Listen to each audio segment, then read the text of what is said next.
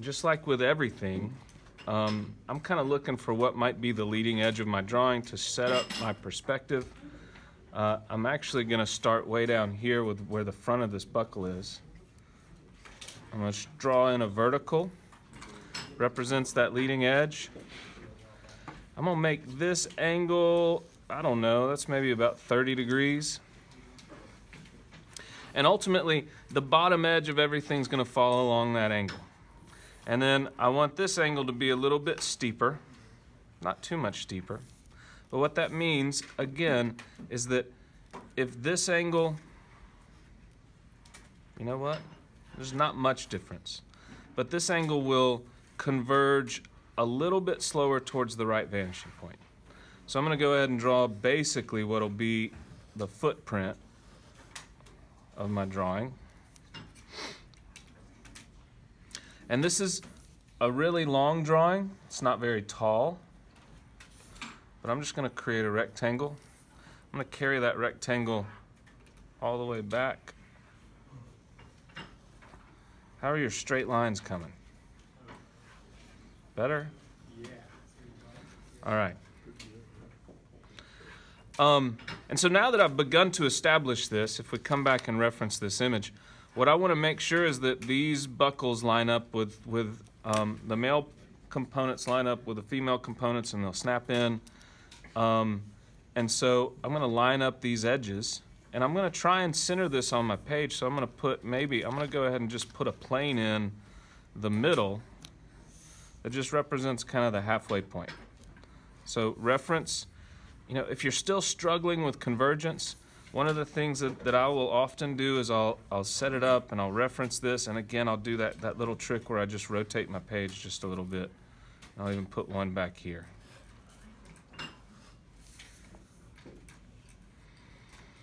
And now I need just a little bit of space to create. I'm going to start with the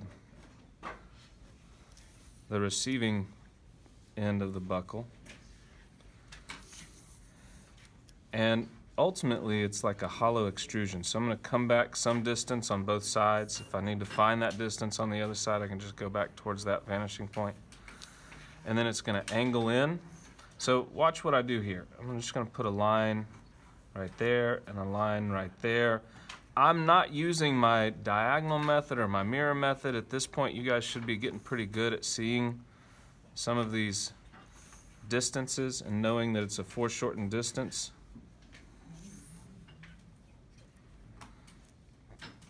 If you need to on this angle that I'm putting in here, look at this point and carry it over.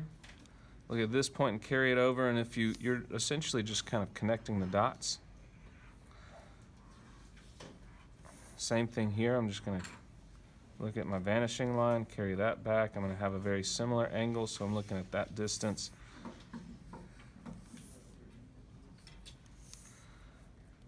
And then come back, and here's where, well, let me just go ahead and create the extrusion.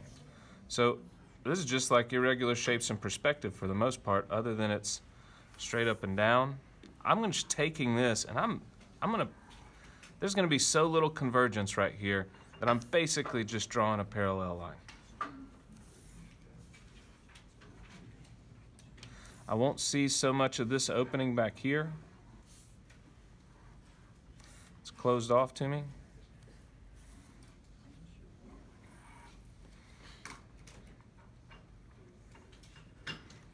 So I'll give you guys a minute to catch up.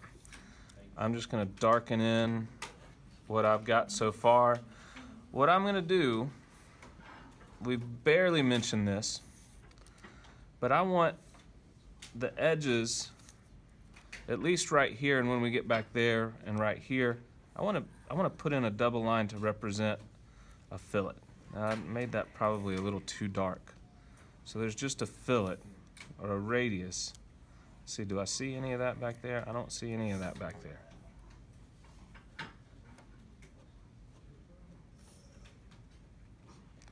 I do plan, since we've got some time on this drawing, I do plan to come back with some other tools to give my 3 line weight some oomph.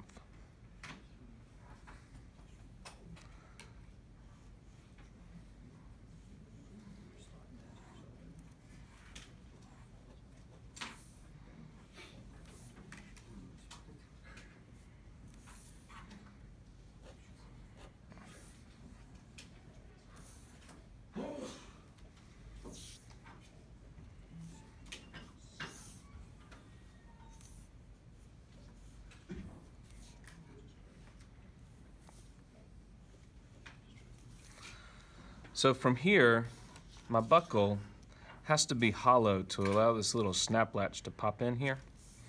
So I'm going to add the hollow aspects, and when thinking about 3 line weight, I need to fix this right here. I'm thinking about 3 line weight. This edge, I see all 8 legs of the spider, but this one, this hollow portion, just be a little bit darker.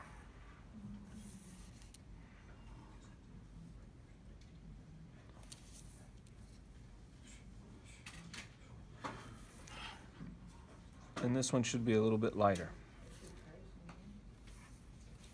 And that'll come back here. Don't see much of that opening in that area.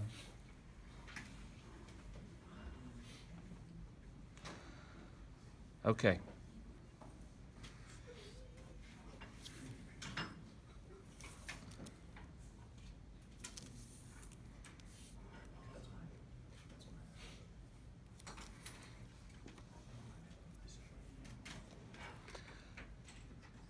Now what I want to do is I've got, here's the quiz. Get ready for this ellipse quiz.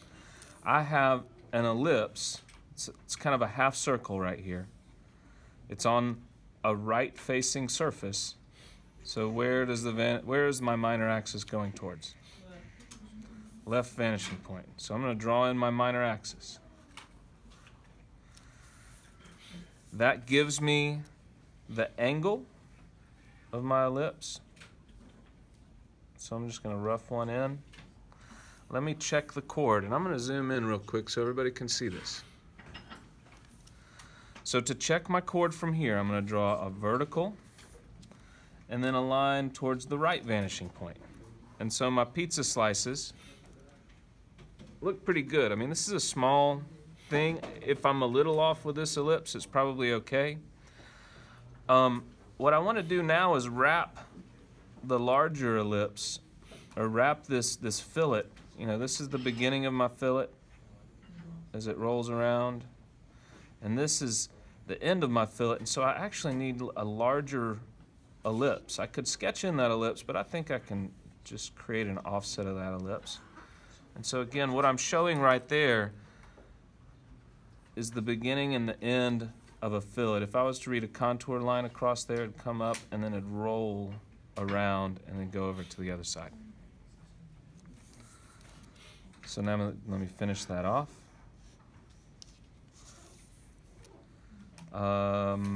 That fillet, or that radius, or that half ellipse starts right there. I can look at the portion of the ellipse that this takes on, and I don't even think I need to draw an ellipse back there. If I do, or if you feel like you still need to draw that ellipse, then just sketch it in. But we don't see much of it. I need to offset that ellipse. Whoa, that's bad. And offset this one some distance, because I've got to have my little nylon strap come through here. So I'm looking at this area right here.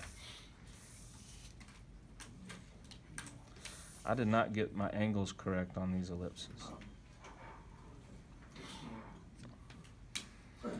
Your page is done. Oh.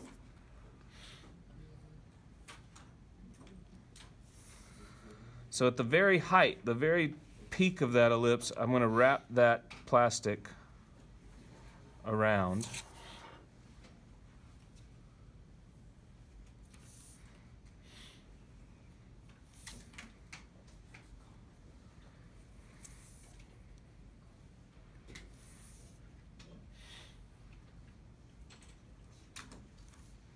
Wrap that around. I'll see some of this.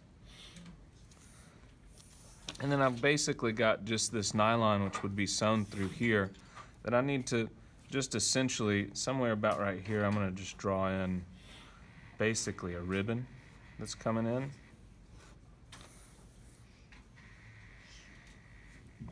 It's going to wrap around a smaller portion in here. You know what? It's probably a little bit higher than that. And then let's actually wrap the top portion over the part that would be sewn.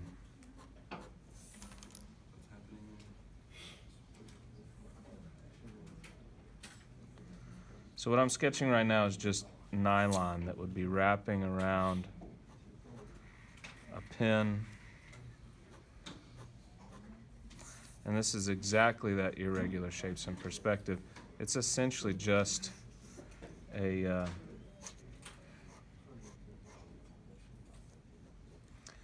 real thin extrusion.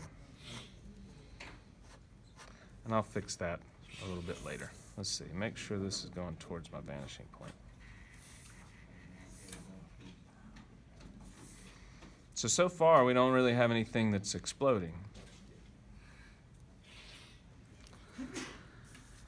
And what I want to do is draw the complementary portion of this buckle back to the other side. So I'm going to look at this mirror plane that I created, essentially.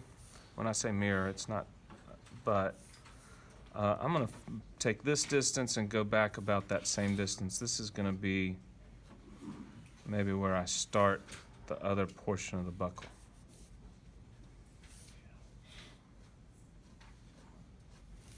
Do y'all need a minute to catch up? Yes. So back here, this face meets this face, right in there. So this is the only thing that is the same width as this. So I need these things to neck down so they've got the ability to get in here. And this just sits in here as, I don't know, it's a filler. I guess it's for support. I'm not really 100% sure. So even though I'm going to start that buckle here, I'm actually going to move back quite a bit. I'm going to move back to about right there. And this is just going to be the face that's mating with the edge of that other one. And then I need to step in for this little snap latch. And so I'm just going to draw a small extrusion right here. I want this distance would be the portion of this latch that pops in right here, so it needs to be about that distance. I'm just guesstimating. And then I want to make sure that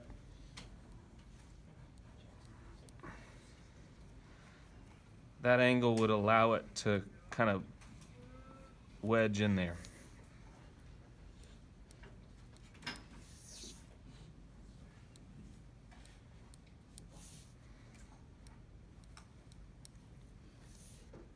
So as we move up the page, the lines should converge more, correct? The rate of convergence should not be increasing, but they should be, all the lines are getting closer together back there. So I'm talking about the other way? This way? Yes. Yeah, the rate of convergence going towards the left vanishing point is slightly faster. Remember our original angle. Slightly faster than this one, which is, very minimal. You can kind of see it a little, it's almost exaggerated here.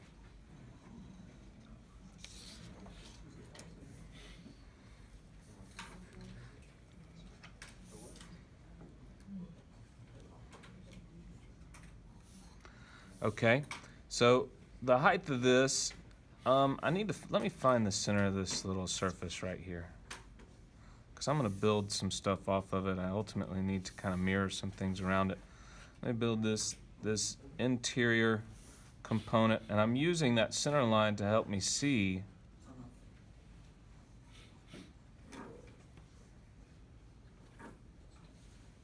this is what I meant earlier today with we should be getting somewhat to the point where we can kind of see a lot of these things, and we don't necessarily use all the construction techniques. If I need to use it somewhere, I'll try and use it.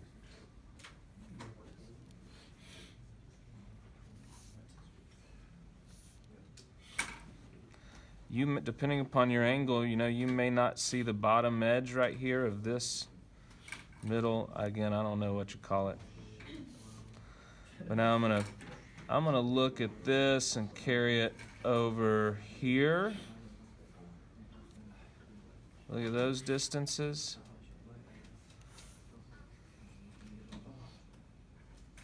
This is just coming straight forward. Carry that point over, that would give me that. This I can carry over. that peak of the latch portion, and come back. And then extrude it. And I'll make some adjustments, it looks like, in just a minute.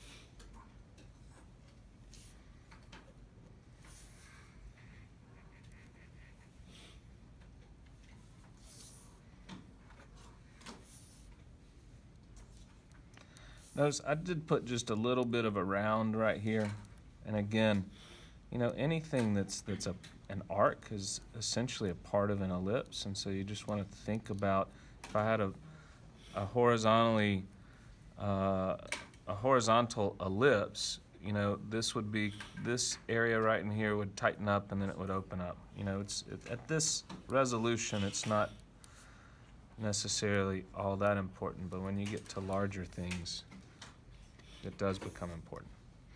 And then basically what I'm going to try and do from here back is copy that and put it on the other side. So essentially mirror that. So there'll be additional ellipses back here. Come back, let's put a line, my minor axis, just like the other ones. These are on basically the same plane, so my minor axis is going towards the left vanishing point. This one would be, let's see, maybe a little bit wider.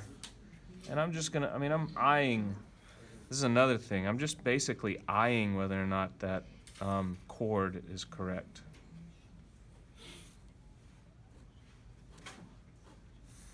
And the more you work on these ellipses, the less you'll even need to rely on the chord.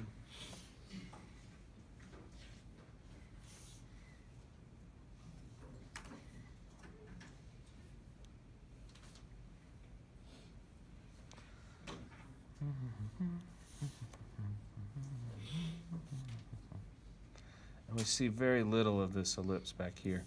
I could carry this point and carry it all the way back to find that thickness.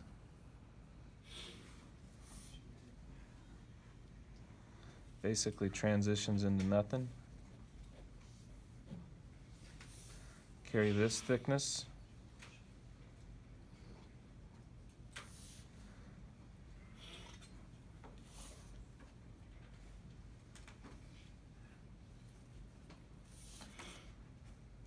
And we won't see much of this strap back here. Let's give it a little bit more flair. Let's go like this.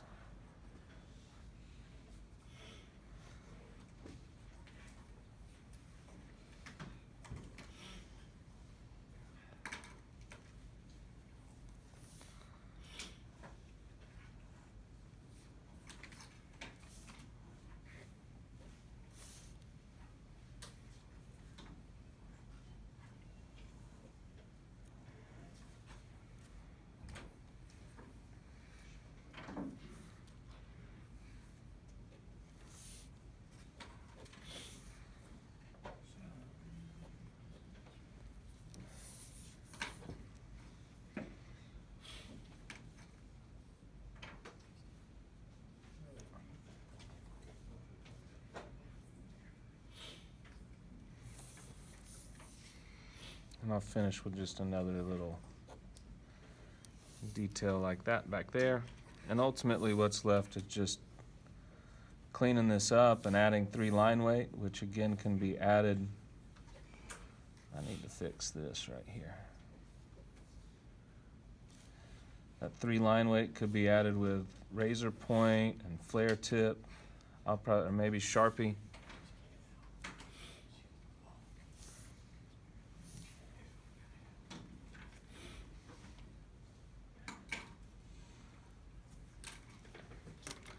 Let's see if a little bit of flare tip will help.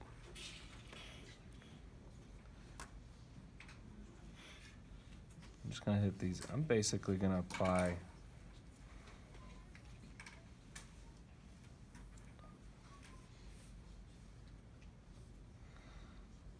just to things that might have shadow behind them.